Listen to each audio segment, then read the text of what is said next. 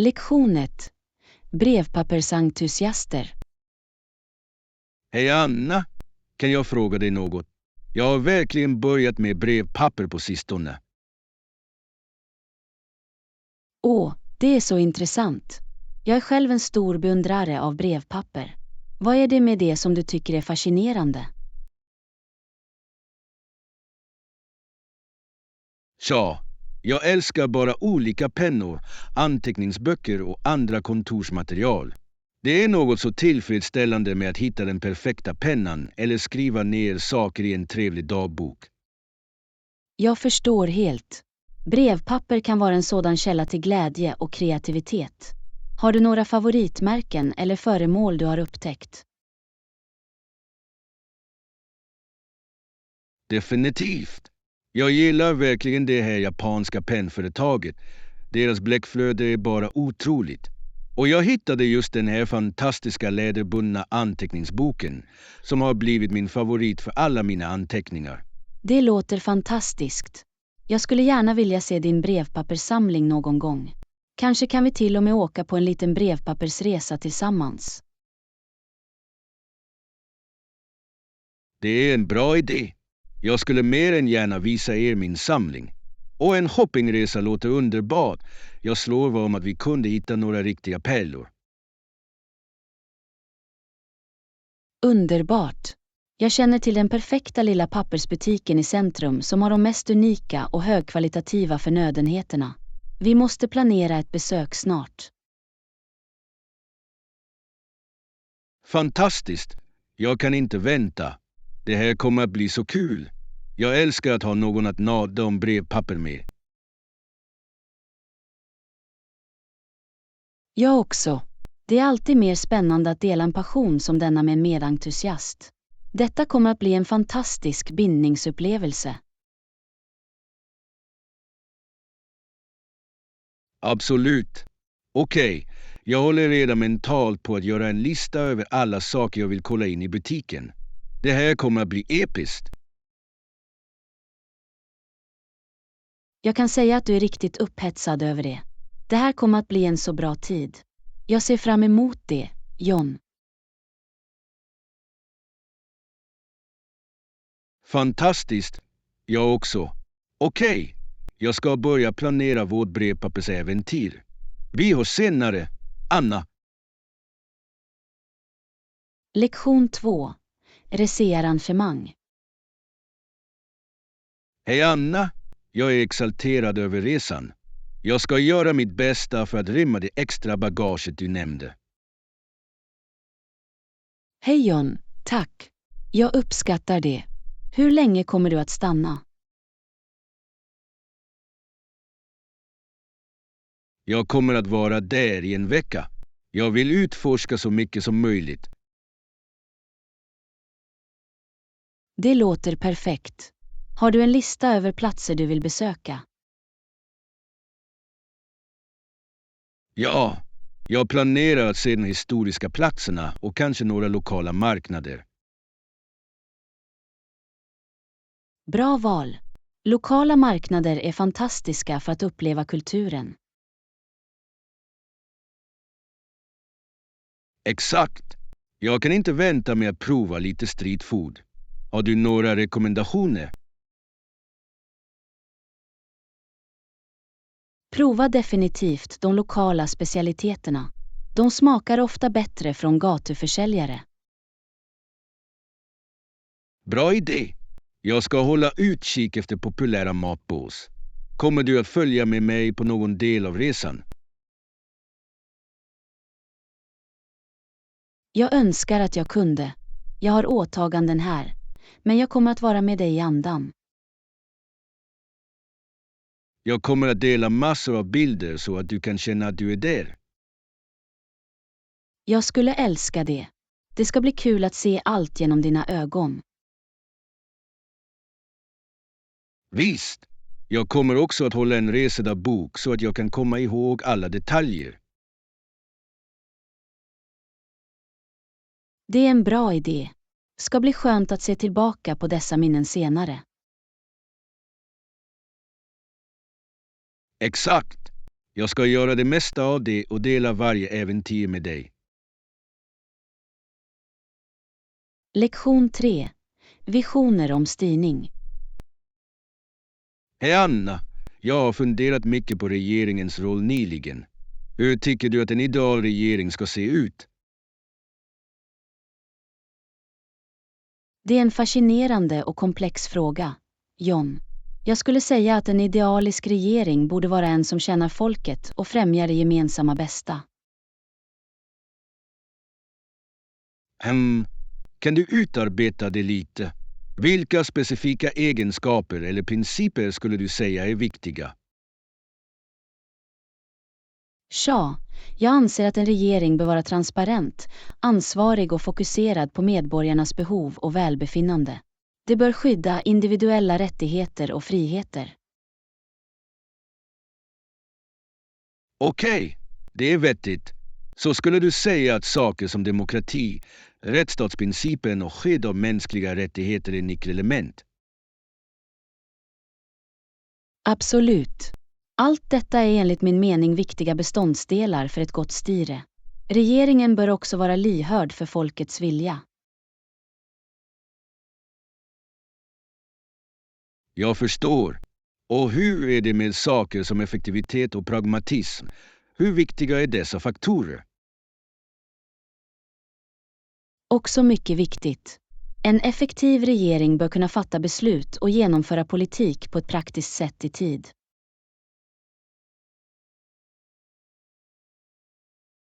Intressant.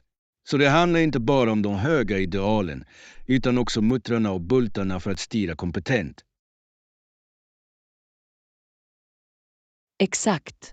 Retoriken och visionen måste matchas av förmågan att genomföra och leverera resultat för medborgarna.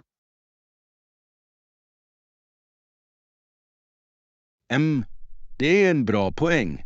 Det är en känslig balans mellan principer och pragmatism. Exakt. Den ideala regeringen bör förkroppsliga båda. Upprätthålla kärnvärden samtidigt som den är en väloljad, funktionell maskin. Fascinerande. Du har gett mig mycket att tänka på när det gäller vad som är verkligt effektiv styrning. Jag är glad att jag kunde ge lite eftertanke, John. Det är ett komplext ämne, men ett viktigt ämne att kämpa med. Definitivt. Okej, jag ska fundera över dessa idéer om bra regering lite mer. Tack för den insiktsfulla diskussionen. När som helst, John. Jag tycker om att utforska dessa stora frågor med dig. Låt mig veta om du har några andra tankar du vill packa upp. Kommer att göra. Okej, tillbaka till att överväga det perfekta styrsystemet. Vi hörs senare. Lektion 4. Demokratins varaktiga dröm. Hej Anna, jag undrade om du hade några tankar om demokratins tillstånd i vårt land. Absolut, John. Som medborgare tror jag djupt på den demokratiska processen och den bestående dröm den representerar. Jag håller med om att det är en så grundläggande del av vår nationella identitet. Men ibland känns det som att drömmen är hotad. Du väcker en giltig oro. Demokrati kräver ständig vaksamhet och engagemang från folket. Men jag tror fortfarande på den här nationens framtid.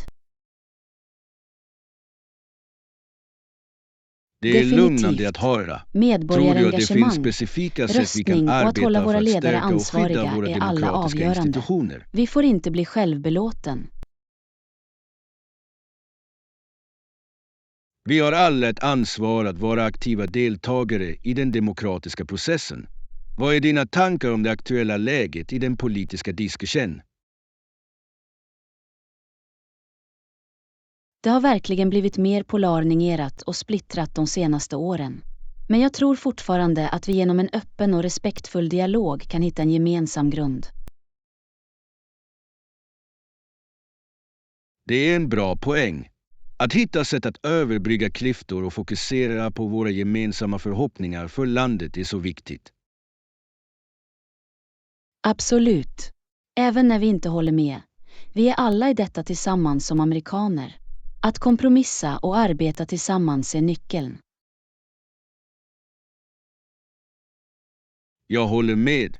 Att upprätthålla denna känsla av nationell enhet, även inför skillnader, är avgörande för vår demokratins hälsa. Exakt. Om vi tappar bort våra demokratiska ideal och vårt gemensamma engagemang för detta land ur sikte, då är drömmen vi tror på i fara. Väl sagt. Okej, det här har varit en riktigt tankeväckande diskussion. Anna, mycket att fundera över när det gäller tillståndet i vår demokrati. Jag är glad att vi kunde ha detta meningsfulla utbyte, John. Att hålla dessa samtal igång är så viktigt. Framtiden ligger i våra händer. Absolut. Okej, tillbaka till att överväga den bestående kraften i den demokratiska processen. Vi hörs senare. Lektion 5. Omfamna lokala kök. Hej Anna, jag ville plocka din hjärna om något. När du reser, försöker du prova det lokala köket? Absolut, John. Jag anser alltid att utforska det lokala köket är en av höjdpunkterna på varje resa jag tar. Jag håller med. Det är ett så fantastiskt sätt att fördjupa dig i kulturen och få en riktig smak av en plats. Definitivt. Smakerna, ingredienserna och beredningsmetoderna kan verkligen ge dig så värdefull insikt i en destination. Helt och hållet. Har du några lokala favoriträtter eller kulinariska upplevelser du har haft när du reser? Det är en tuff fråga. Jag har haft så många fantastiska matäventyr. Men en som verkligen sticker ut var gatumatscenen i Thailand.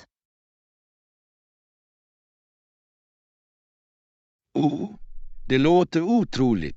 Vilken typ av rätter fick du prova där?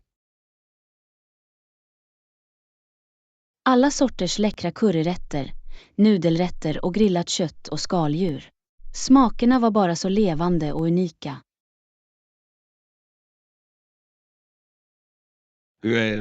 Det låter helt aptitretande. Jag slår vad om att atmosfären av att utforska gatubordarna bidrog till upplevelsen också.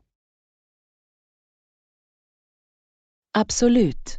Energin och liv och rörelse på nattmarknaderna var bara oförglömlig. Det kändes verkligen som ett angrepp på sinnena på bästa sätt.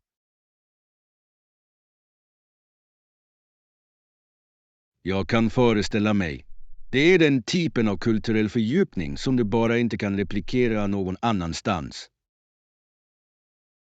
Exakt. Att prova det lokala köket är en så integrerad del av att förstå en ny plats. Det är ett fönster in i kulturens hjärta och själ. Jag älskar det perspektivet. Det får mig att vilja planera min nästa resa runt att upptäcka de regionala specialiteterna.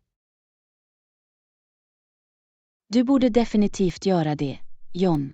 Kulinarisk turism är så givande.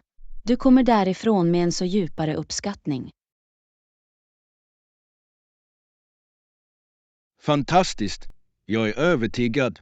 Okej, dags att börja undersöka de bästa foodie-destinationerna på min reselista. Låter som en plan. Kan inte vänta med att höra allt om dina framtida kulinariska äventyr, John. Bon appetit! Haha, ska göra. Okej, tillbaka till min matdrivna resedröm. Vi hörs senare, Anna. Lektion 6. Investera i hållbarhet. Hej Anna, jag ville få dina tankar om något. Tycker du att det är värt att investera i mer hållbara affärserbjudanden? Det är en viktig fråga, John. Jag anser att övergången till mer hållbara metoder är avgörande, både för miljön och för den långsiktiga konkurrenskraften. Jag håller med. Det verkar som om fler och fler konsumenter kräver miljövänliga produkter och tjänster idag.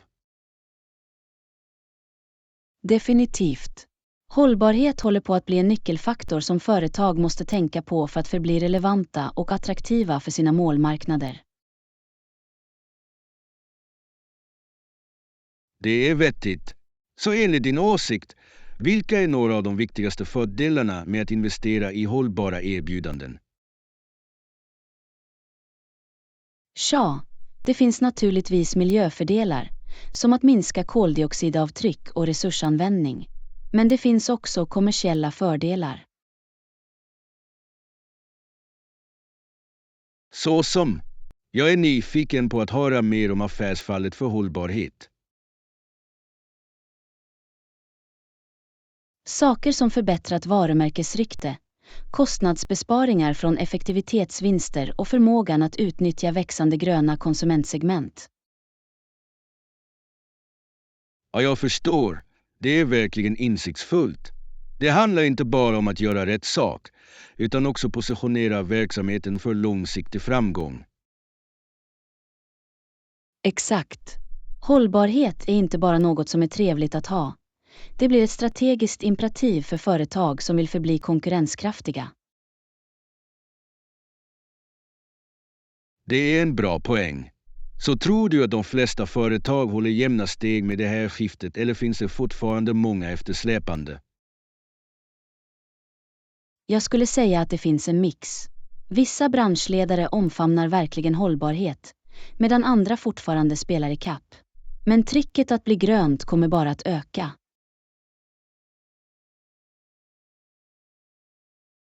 Intressant.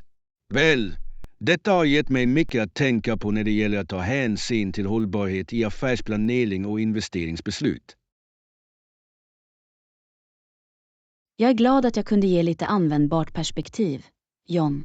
Det är en komplex fråga, men en som är avgörande för ekonomins och planetens framtid. Absolut. Okej, dags för mig att dyka djupare in i hållbara affärsmodeller och bästa praxis. Tack för den insiktsfulla chatten. Lektion 7. Förbereda en läcker sallad. Hej Anna, jag funderar på att göra en fin sallad till lunch idag. Har du några tips? Absolut, John. Jag hjälper dig gärna att sätta ihop en läcker och näringsrik sallad. Bra! Vilken typ av ingredienser gillar du vanligtvis att inkludera i dina sallader? Ja, jag börjar alltid med en bas av skarpa gröna. Saker som spenat, rucola eller blandade gröna. Sedan gillar jag att lägga till några krispiga grönsaker. Okej, det är vettigt. Vilken typ av grönsaker skulle du rekommendera? Saker som hackade gurkor, paprika, morötter och körsbärstomater fungerar riktigt bra. De lägger till bra konsistens och smak. Förstår. Jag kommer säkert att inkludera några av dem. Och hur är det med proteiner eller andra pålägg? Låt oss se. Grillad kyckling eller lax är alltid bra proteinalternativ. Och du kan också lägga till några nötter, frön eller till och med lite tärnad avokado.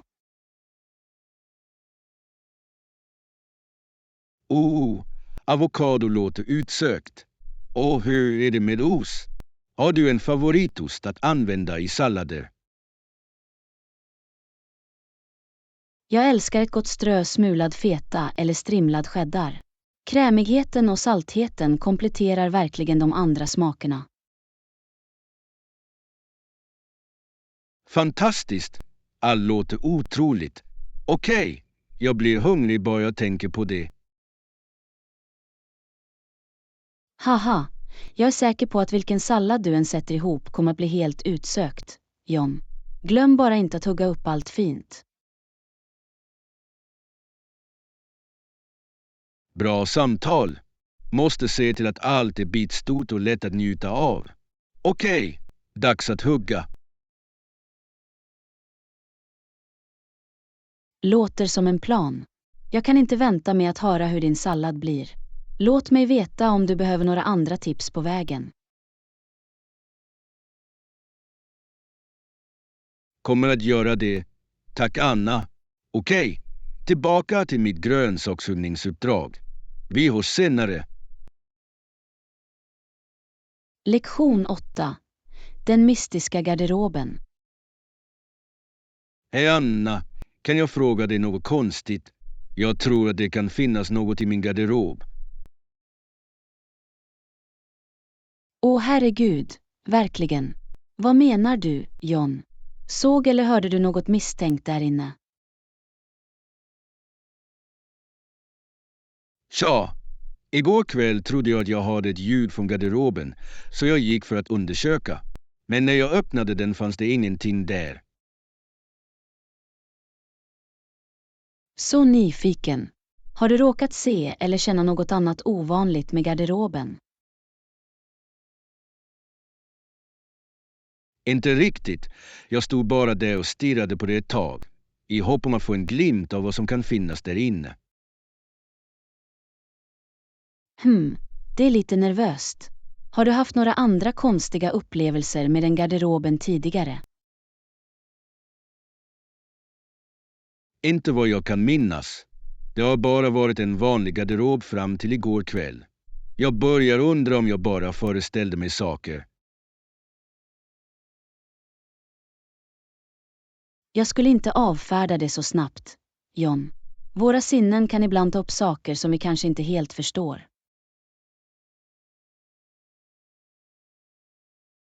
Det är sant. Kanske hände det något mer med den garderoben än vad som syns. Jag önskar bara att jag visste vad det var.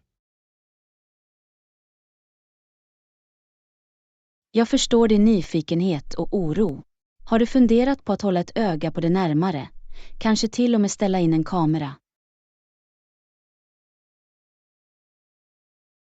Det är en bra idé, faktiskt. Jag kan försöka övervaka det diskret för att se om något händer. Åtminstone då skulle jag ha några bevis.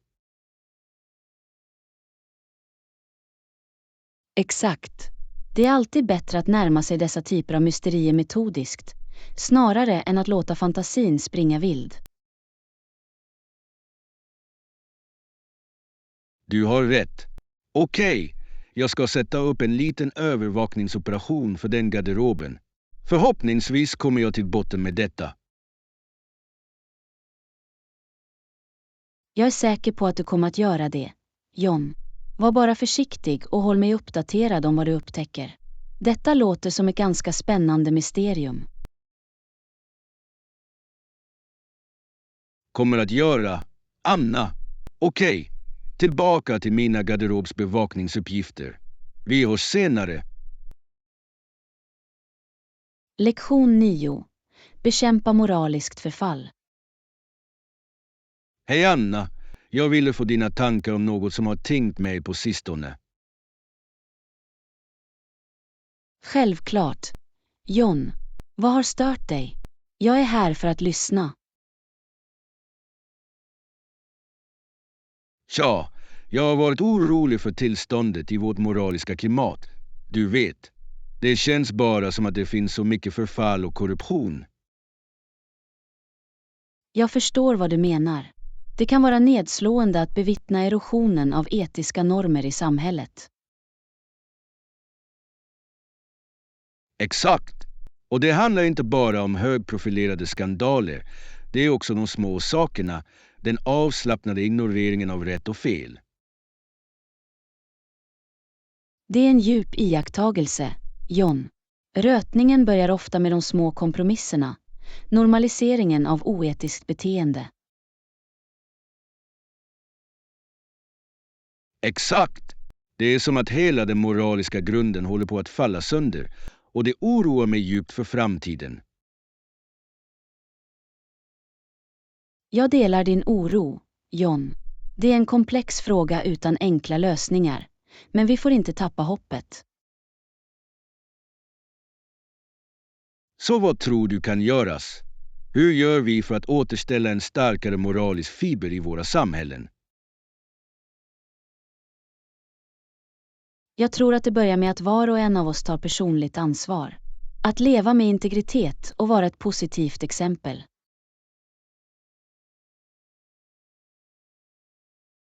Det är vettigt. Men hur får vi andra att följa efter? Det känns som en uppförsbacke mot tidvattnet av moraliskt förfall. Du tar upp en giltig poäng. Det kommer att kräva en samordnad insats på flera fronter. Utbildning, medborgarengagemang och att hålla ledare ansvariga. Du har rätt.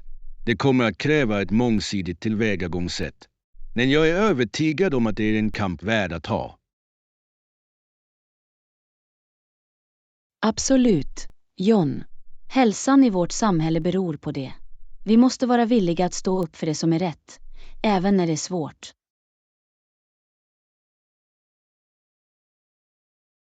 Jag håller helhjärtat med. Okej, du har gett mig mycket att tänka på när det gäller hur jag ska vara en del av lösningen. Jag är glad att jag kunde ge några användbara perspektiv, John. Det är en pågående kamp, men jag tror att vi kan vinna om vi arbetar tillsammans. Definitivt. Okej, dags för mig att fundera över hur jag kan bidra till att återuppbygga våra moraliska grunder. Tack för chatten, Anna. När som helst, John. Jag är här om du någonsin vill fortsätta denna viktiga diskussion. Önskar dig det bästa i dina ansträngningar. Uppskattar det. Okej, tillbaka till att fundera över muttrarna och bultarna för moralisk förnyelse. Vi hörs senare. Lektion 10. Föreställ dig alternativa framtider. Hej Anna, jag läste en berättelse häromdagen som verkligen fick mig att tänka. Författaren föreställde sig hur hennes eget liv kunde ha blivit annorlunda. Det är ett fascinerande koncept, John. Jag kan se hur det kan vara en tankeväckande övning att utforska alternativa livsvägar. Exakt. I berättelsen undrar författaren vad om hennes morföräldrar hade gjort olika val. Hur hennes livsbana kan ha förändrats som ett resultat. Jag förstår. Det är spännande att överväga hur de till synes små beslut som våra förfäder fattar kan ha en så djup inverkan på våra egna liv.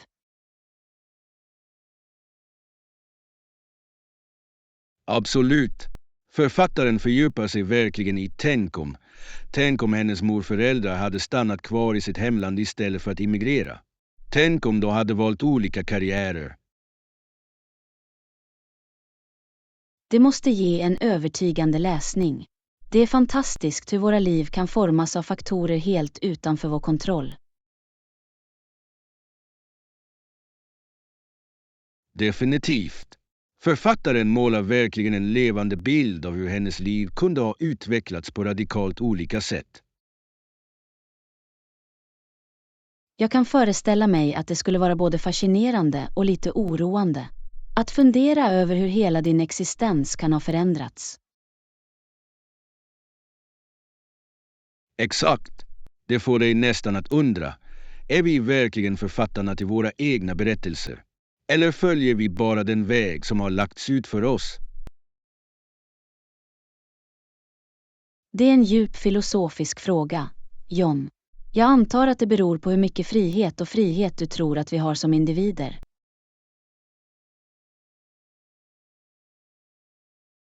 Rätt. Exakt. Författaren verkar kämpa mycket med det. Utforska spänningen mellan öde och självbestämmande.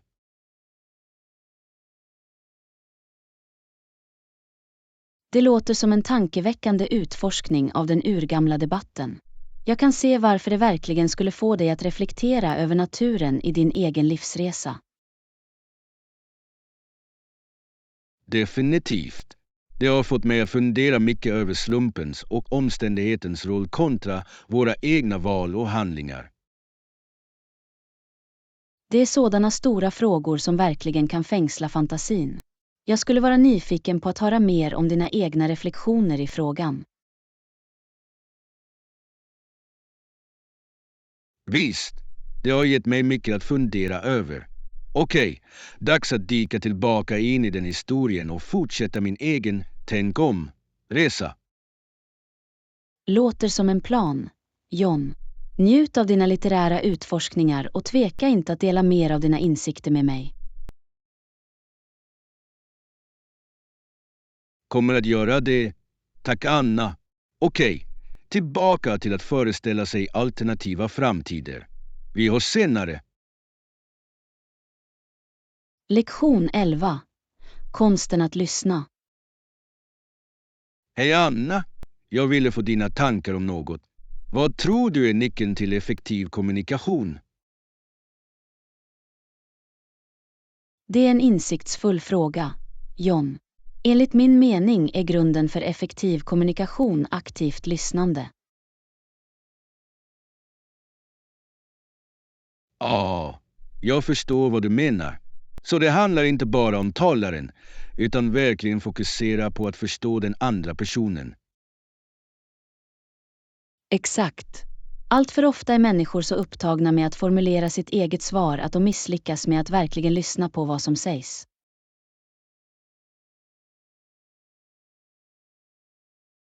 Du gör en bra poäng.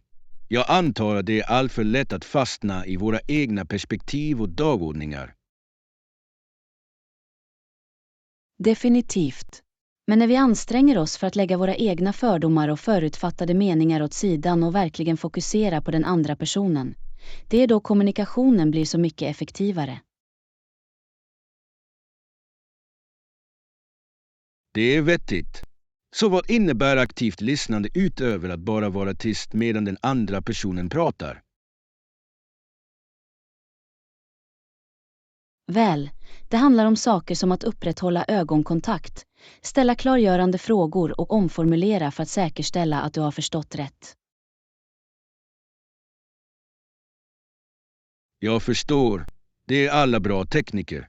Det handlar om att vara fullt närvarande och engagerad, snarare än att bara passivt höra orden. Exakt. Aktivt lyssnande visar att du värdesätter den andra personens perspektiv och gör en samordnad ansträngning för att ansluta. Det är en riktigt viktig punkt. Det visar respekt och bygger förtroende för relationen. Absolut. Och när båda parter gör det åtagandet att verkligen lyssna, öppnar det dörren för mycket mer meningsfulla, produktiva utbyten. Jag kan se hur det skulle vara viktigt, särskilt när man diskuterar komplexa eller känsliga ämnen. Exakt. Aktivt lyssnande är en färdighet som kräver övning, men vinsterna när det gäller tydligare förståelse och starkare anslutningar är enorma. Det är ett bra sätt att uttrycka det. Okej, jag kommer att göra en medveten ansträngning för att arbeta med mina aktiva lyssnande färdigheter framöver. Underbart. John, jag är säker på att du kommer att se fördelarna i dina personliga och professionella relationer. Låt mig veta om du har några andra frågor. Kommer att göra det. Tack Anna. Okej, dags att omsätta dessa aktiva lyssningstips till handling. Bra. Njut av övningen. Effektiv kommunikation är en sådan ovärderlig livsfärdighet. Håller med. Vi hörs senare. Anna. Lektion 12. Gymrutin avslöjad. Hej Anna. Jag ville fråga dig om din typiska träningsrutin på gymmet. Vad brukar du göra? Bra fråga, John. Jag brukar börja med lite cardio, kanske 20 till 30 minuter på löpbandet eller elliptiskt för att få upp min hjärtfrekvens. Ja, jag förstår. Det är ett bra sätt att värma upp. Och efter konditionsträningen, vad går du vanligtvis vidare till? Därefter fokuserar jag på styrketräning. Jag gillar att göra en blandning av fria vikter och motståndsmaskiner för att arbeta olika muskelgrupper. Intressant. Vilka styrkeövningar tycker du är mest effektiva? Jag tycker verkligen om att göra knäböj, lunges och diadlifts för att arbeta med underkroppen. Och för överkroppen kommer jag att göra saker som bicepsskrullar, axelpressar och rader. Det låter som en väl avrundad rutin. Inkluderar du också något kärn- eller flexibilitetsarbete? Definitivt. Jag ser alltid till att avsluta mitt träningspass med några kärnövningar som plankor och AB-crunches. Och jag försöker sträcka mig ordentligt också. Det är mycket vettigt.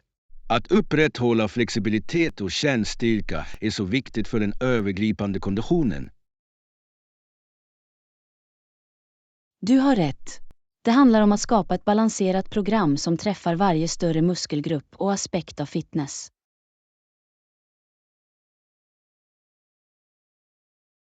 Absolut. Och tycker du att din rutin varierar mycket från dag till dag? Eller håller du dig till en ganska konsekvent plan? Jag skulle säga att det är lite av båda. Jag har en allmän struktur som jag följer, men jag blandar ofta ihop de specifika övningarna för att hålla saker intressanta. Det är ett bra tillvägagångssätt. Variation är nyckeln till att hålla dig motiverad och utmanad under dina träningspass. Exakt. Och jag tycker att byta av saker också hjälper till att förhindra platåer och säkerställer att jag ständigt utvecklas. Utmärkt poäng. Okej, du har gett mig många bra insikter i en effektiv gymrutin. Dags för mig att börja arbeta med att skapa min egen plan. Underbart. John, jag är glad att jag kunde ge några användbara tips. Låt mig veta om du har några andra frågor när du får din gymrutin uppringd. Kommer att göra det. Tack Anna. Okej, tillbaka till min träningsforskning och planering. Vi oss senare. Prenumerera, gilla och dela vår kanal. Ditt stöd hjälper oss att skapa mer bra innehåll. Tack!